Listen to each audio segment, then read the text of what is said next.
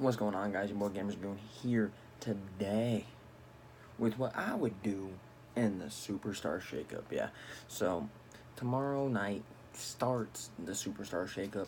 I'm gonna be intensely watching starting 7 p.m. tomorrow, Central Time Zone, of course. Also, last week was great. Had a great weekend. I'm gonna be putting out some clips of me at Mania. It's gonna be on my other channel. Don't worry about that right now. Just make sure you go follow the other channel. You know you're a real one if you're following my Twitter. But anyways, I'll post the link saying, oh, I just updated a video. It'll be out. But this is what I would do for the Superstar Shakeup. But before we get into this real quick, I would like to mention that the All-In pay-per-view September 1st is in the Sears Center in Chicago. I'm thinking about maybe going. I might have to go get me some Young Bucks merch. I might have to go watch Kenny Omega, Okada. I need to see these guys in person, man. I mean, you can't be a mark and not know and not see these guys do what they do best, man. And anyways, let's get into my predictions for the Superstar Shakeup. Now, these are what I would do. These aren't necessarily what will happen, so take this with a grain of salt. Now, yes, some of these might come true, but a lot of these are just me throwing something out there that I hope will stick. These are a lot of people that I see. There's no direction with them, so you might as well throw them to the other brand and hope that something well happens for them. And we're gonna start off with the first shakeup move. I got Ty Dillinger going over to Monday Night Raw. I have Ty Dillinger going to Monday Night Raw for one reason and one reason only. He ain't doing anything on SmackDown. All he's doing is wrestling dark matches. He's not on TV. He doesn't do anything. He shows up here and there to job out to somebody. It's not good for his character. Now, I'm a believer in Ty Dillinger. I think Ty Dillinger has a lot of potential, but he ain't gonna reach anything too major.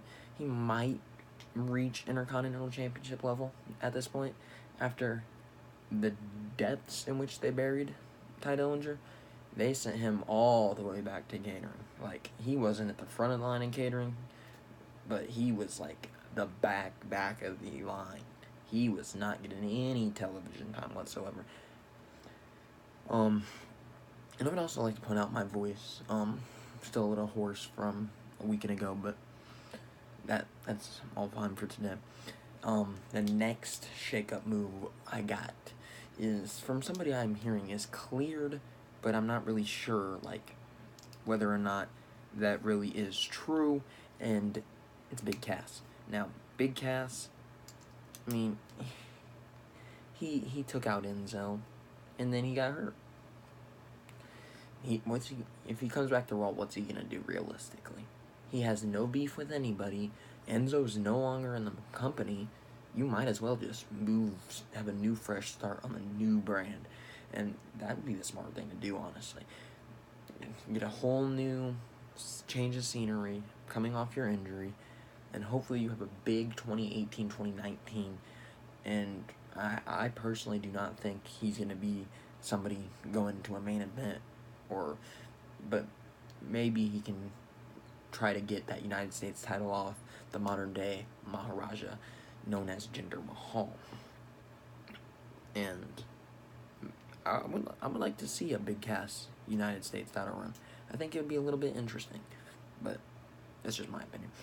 Next, we have the first tag team. Now I say tag team with the hand motions, due to it not really being a tag team, but I'm lumping them in together. I think the act together makes a whole lot more sense than just sending one to a different brand, and that's Rusev, man. Rusev. Yeah, Rusev and Aiden English. I'm going to pair them up. I'm going to send them all the way over to Raw. And hopefully Raw can do something with them. Now, this is another guy. And Raw, I can see him having great matches against Rollins. I can see him having a great match against Hardy. The sky's the limit for Rusev. It honestly is. His merch numbers are out of the roof. He is the most over person not named Daniel Bryan in the entire company. Now, him and Daniel Bryan are kind of close, but Rusev, I mean, he's going to be a star if they let him actually run with it. And you're talking about running with the brass ring, Vince. I think Rusev is a guy that really can go the extra step. A guy that really can take up your expectations and exceed them. Do more than what you ask. And Rusev is a guy that I think needs a bigger opportunity. I don't think SmackDown Live has enough spots in the land of opportunity. But I think he has to go over to Raw. They have 3 hours of television time. Sometimes we dread the third hour, but you could throw Rusev in there a little bit, and he'll actually get television time more than he's getting on SmackDown Live. Okay, now his replacement, I got the Club going over. Now, you might be like, Gamers Goon, man, what are you talking about? Well, the Club, they've been over on Raw for basically their entire lifespan in WWE. Now, AJ's over on SmackDown. The Club started with AJ, kind of. They were already coming in as a duo, of course, but AJ Styles, the Too Sweet, all that movement got even bigger with AJ. Now, AJ's still their champion. You got Nakamura on SmackDown. You put the Club there, you compare the Club with Nakamura. You can have the Club turn heel on AJ. You can have AJ, like, talking to him back. Oh, yeah, like, acting like they're best buds. And then they just attack him. And then they reveal that they're with Nakamura. Nakamura was part of the Bullet Club.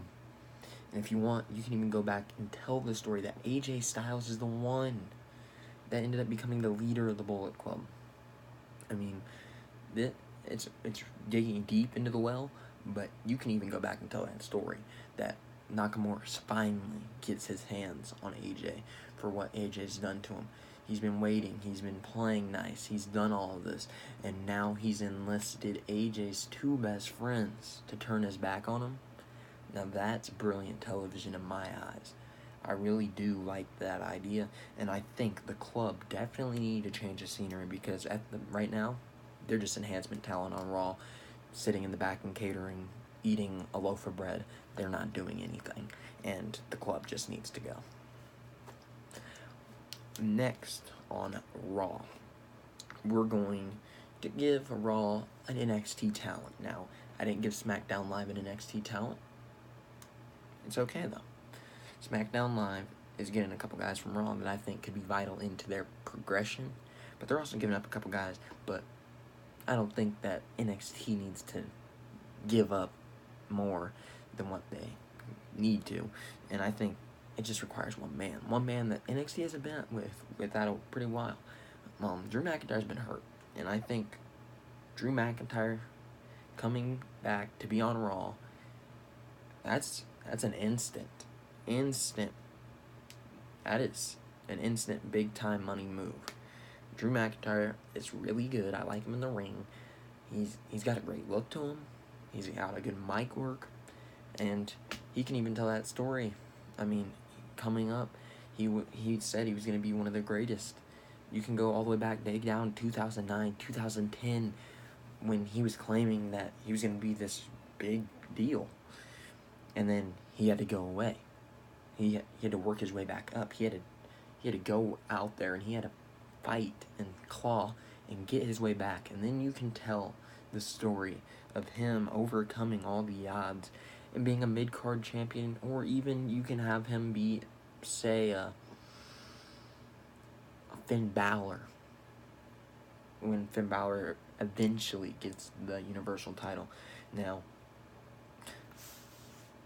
I'm not sure likability of Finn Balor getting the Universal title, but Finn Balor and Drew McIntyre, that's a pretty dang good match, if I'm to say so.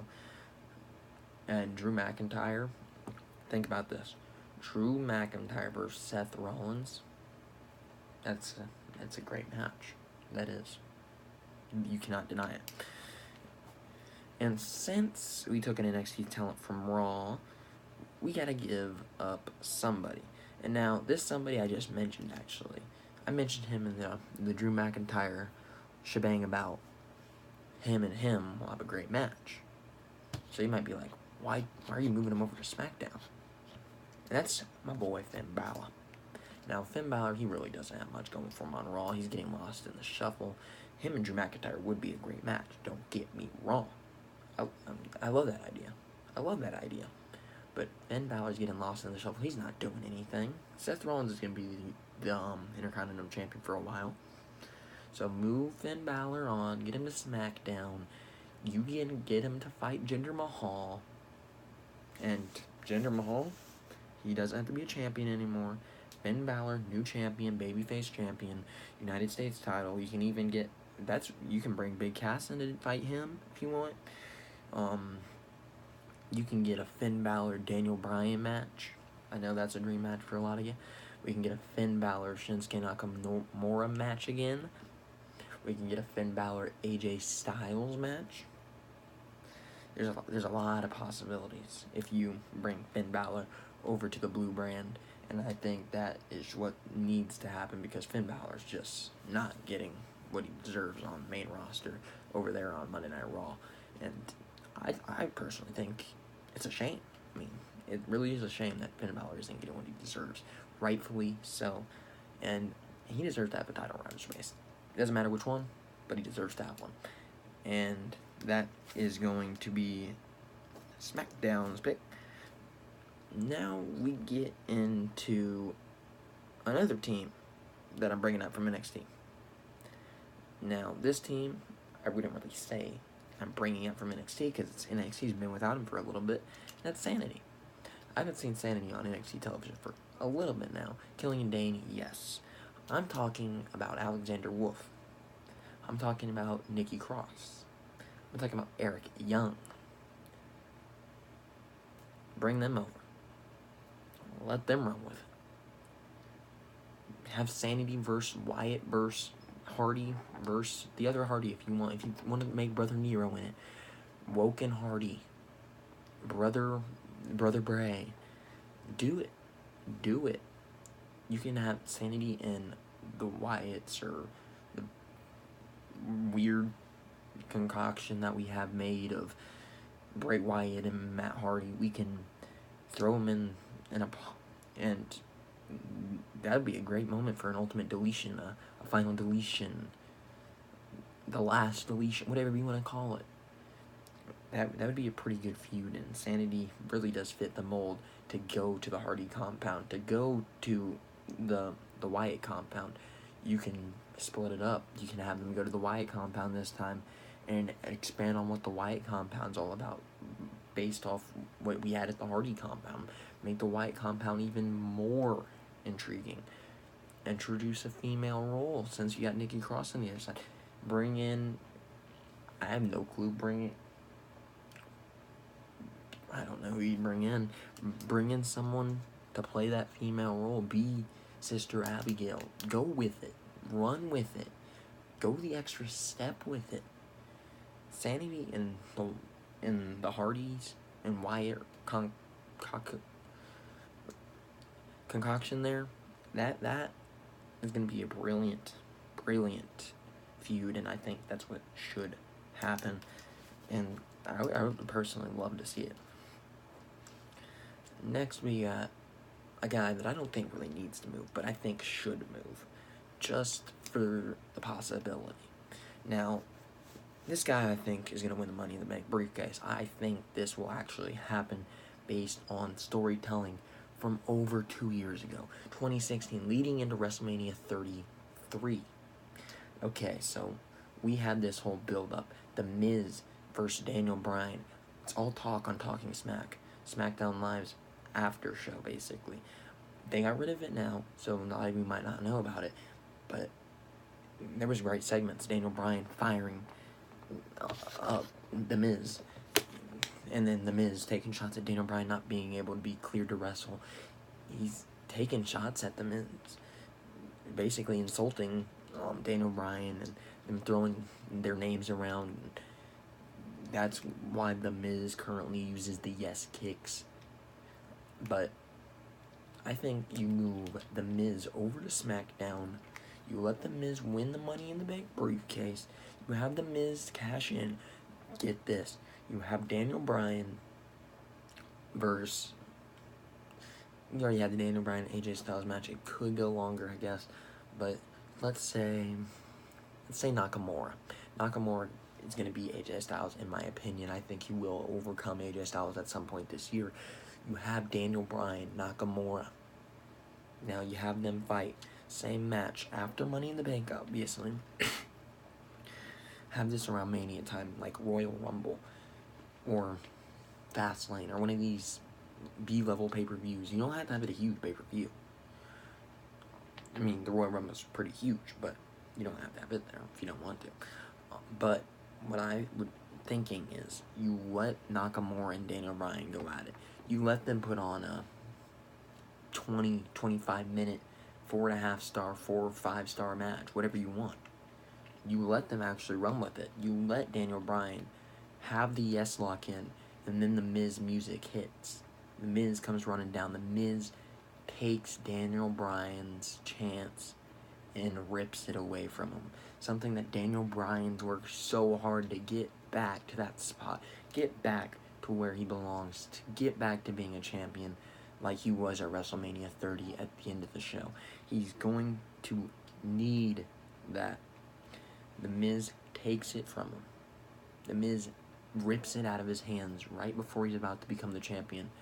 Then you got the Miz. You can have him win in some dirty heel-like fashion. Get Maurice involved. Get the Miz Taraj probably won't be around in 8-9 months, but get some other person involved to screw over Nakamura. Get AJ involved. AJ wants Nakamura.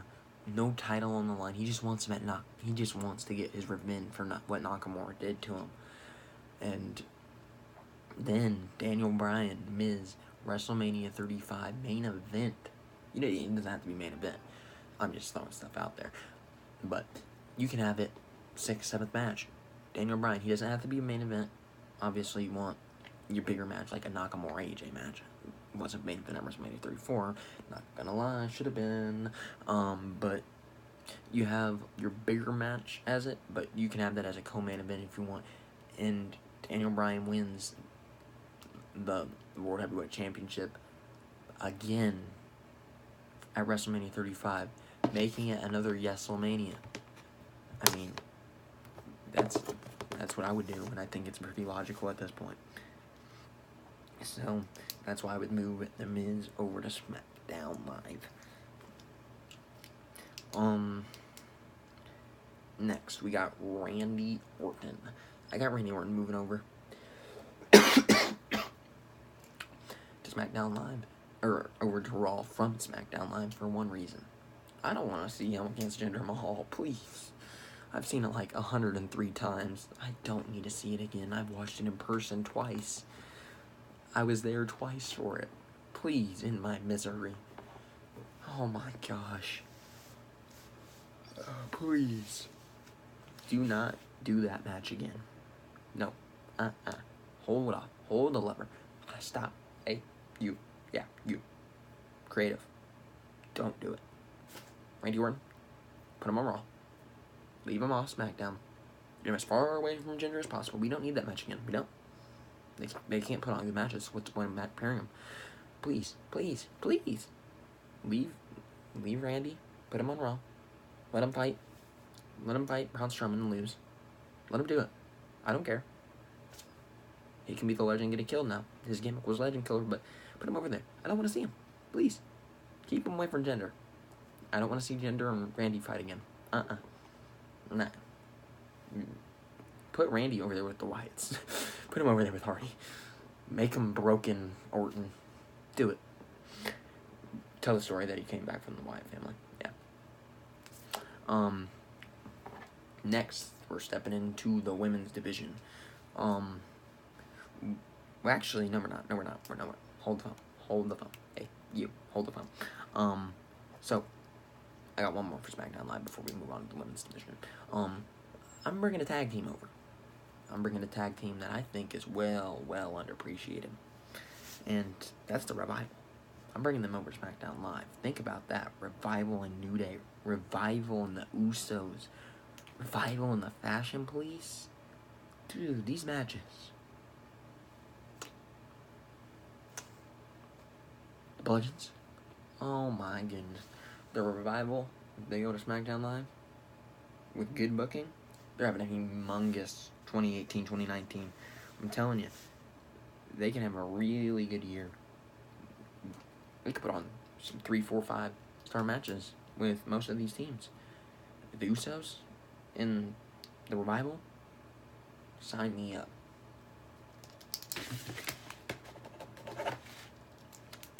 I just signed it on the dotted line. Please, sign me up. Please, please. I want to see it. Now we're going to step over to the women's division. I only got 2 switches for both divisions. Pretty major ones. Now, I could sit here and I could tell you that Mickie James is going to switch. That Dana Brooke is going to switch. That Liv Morgan. I'm not here for that. I don't care if jobbers switch. I don't. I'm focusing on the people who should switch. The people that need the switch. The people that actually will get television time. If worked with correctly. Big Cass. Ty Dillinger. Don't at me. Don't at me. Please, don't at me. But anyways. First woman we got coming over to Monday Night Raw is Charlotte Flair. Now, you might be like, why? She gets her rematch against Carmella, doesn't she? I'm gonna be frank with you. We don't need it. Think about this. Nia Jax is our champion right now over on Raw. Alexa Bliss is over there too. Add Charlotte in there. Charlotte beats Alexa Bliss. Okay. We haven't seen that match on its own brand. We've seen it at Survivor Series. Okay. But then we put Charlotte against Nia Jax. Charlotte boosts her legacy more. She beats Nia Jax. Alright? She keeps running up the ranks. She has the championship. She's running through everybody. Then at WrestleMania 35. You got Ronda Rousey sitting there. Not a thing to do, right? But she's been undefeated all year long. Charlotte has been on a tear. She beat everybody. The last time she's lost was when Carmella cashed in on her after a match. So, this is what happens. They both run through everybody. Tear through everybody. Charlotte becomes a champion. She runs over everybody in her path. She runs over Mickie. She runs over Dana. She runs over Alexa. She runs over Nia. The list continues. Whoever you want to bring in. Riot Squad, if they want to bring them over. Or Sarah Logan, or whatever you want to do. I don't care. I really don't. But that's going to be a huge match. It's going to be a big match. I would like to see it. I would like to see it. The match was Asuka and Rousey, but now that Charlotte's won, Charlotte's obviously going to need to be the bigger name. And that can also set up something huge.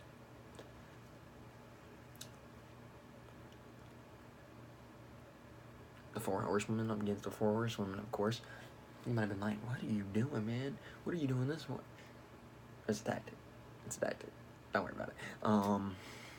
Anyway. That's why I think I should put Charlotte over on Monday Night Raw. Because SmackDown, she just lost her title. Why don't you just randomly lose a title one week right before the ShakeUp? You don't lose it to Asuka at WrestleMania, where you probably should have. You lose it to Carmella 1 week before the ShakeUp? Really? She's going to she's going to Raw, yeah. Next is a pretty huge one. I'm not really considering it a shake-up, more of a classifying herself as, because Asuka's been on both Raw and SmackDown for the past couple months. At the Royal Rumble, when she declared that she would like to fight Charlotte, obviously.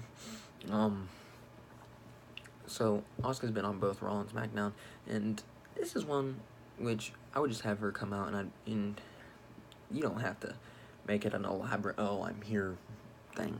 No, you can make Asuka come out, and then she's gonna say, now that Charlotte's gone, nobody is ready for Asuka. And then you can have her run through everybody again if you want. Yeah. Now that the queen is gone, the empress will rise. And then challenge Carmella and beat her, because we all know eventually, probably to Asuka, Carmella's losing, because let's get honest, ain't nobody taking her serious. I mean, I'm opted out for a cash in, but you ain't really that legit. Let's get real. You ain't legit.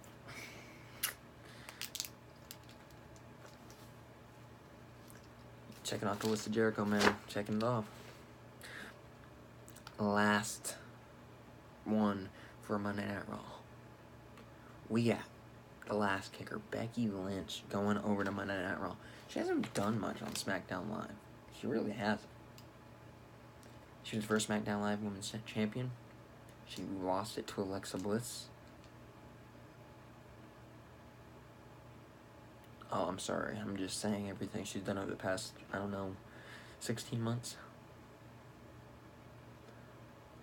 Yeah, nothing. Wasn't she involved in that, first Women's Royal Rumble? Oh, yeah, she didn't win. Not a prominent role. Wasn't she involved in the Women's Battle Royal? No. She got eliminated early. Wasn't she involved in the first Women's Money in the Bank? And she's about to win it, and then James Ellsworth shoved her off, yeah.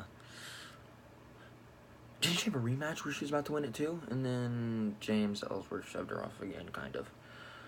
Or at least costed her the win. Yeah. She just had a lot of big moments. All of them just been taken away, though.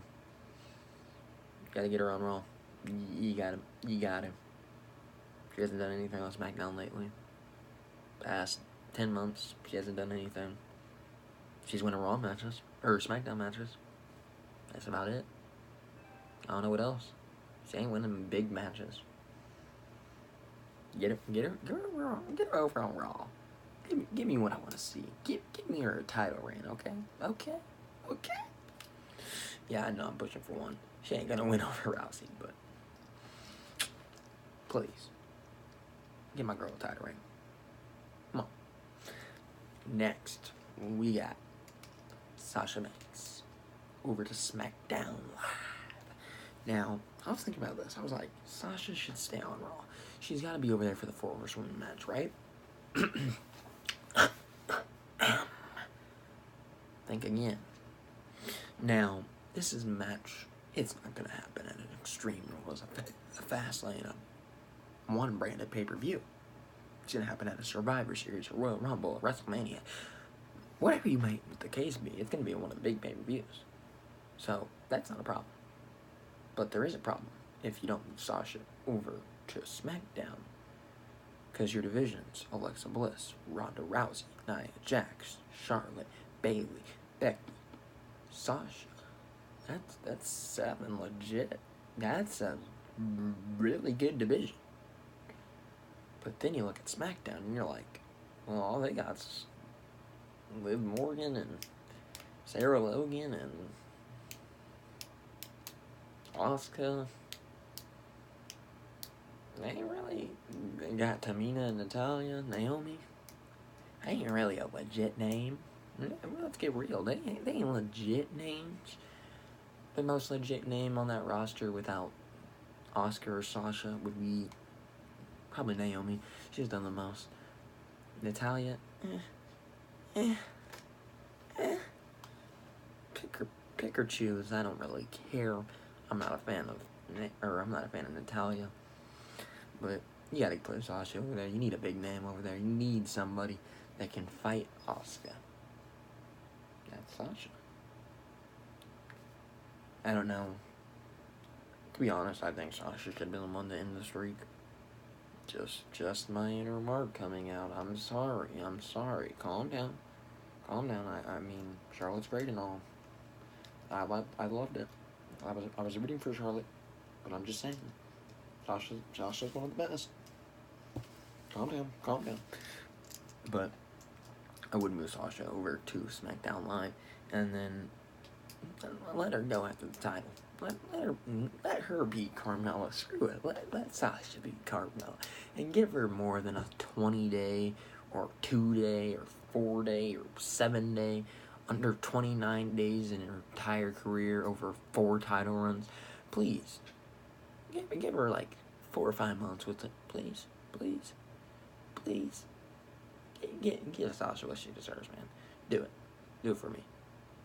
Anyways, that's what I think is going to happen over the next couple days here in the Superstar ShakeUp. It's coming out on my other channel. I'm going to be posting some of my WrestleMania vlogs. Stay tuned for that. Go over there. Yeah. Anyways, I'm going to let you guys go. Anyways, been more gamers. Goon.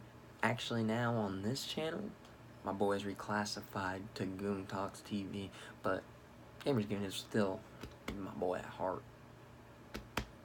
Gamers Goon is actually the other one. But anyways, thank you guys for watching. It's been your boy. It's been legit.